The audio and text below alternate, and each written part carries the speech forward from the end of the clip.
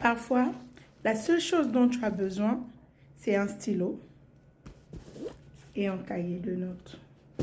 Parfois, tu as juste besoin de t'asseoir quelque part, dans un endroit calme. Écris toutes les pensées qui se passent dans ta tête. Tout ce que tu traverses. Écris-le.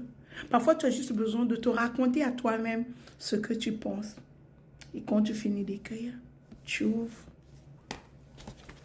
tu relis et tu fais l'inventaire. Et tu te poses des bonnes questions.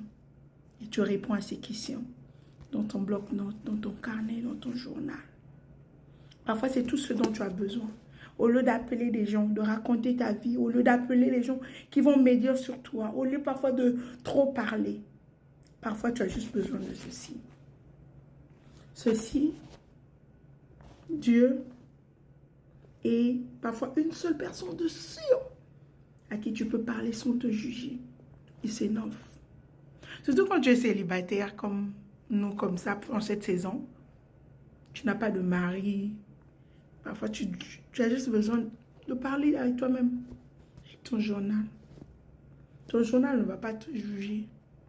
Ton journal ne va pas les raconter aux gens. Ton journal ne va pas te juger, mais dire, aller raconter. Parfois, tu as juste besoin de ça. Ou tu as besoin de tes genoux. Tu t'agenouilles, tu pries. Maintenant, si tu as quelqu'un de très sûr, que tu as testé depuis des années, que tu connais, qui ne va pas raconter tes histoires, tu peux aussi l'appeler, juste pour parler, raconter tout ce que tu as raconté. Puis voilà. Et pour ce nouveau mois qui commence, apprends à faire ceci. Et un journal. Toujours te balader avec un stylo.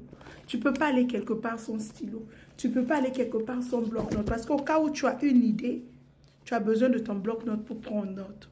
Au cas où tu dois toujours avoir un petit carnet comme ça, dans ta trousse, dans ton sac. Si tu as de nouveaux projets qui te viennent, tu écris. Tu as de nouvelles idées qui te viennent, tu écris. Tu dois apprendre à toujours avoir un carnet et un stylo. Parce que tu ne sais pas quelle idée qui va te rendre riche.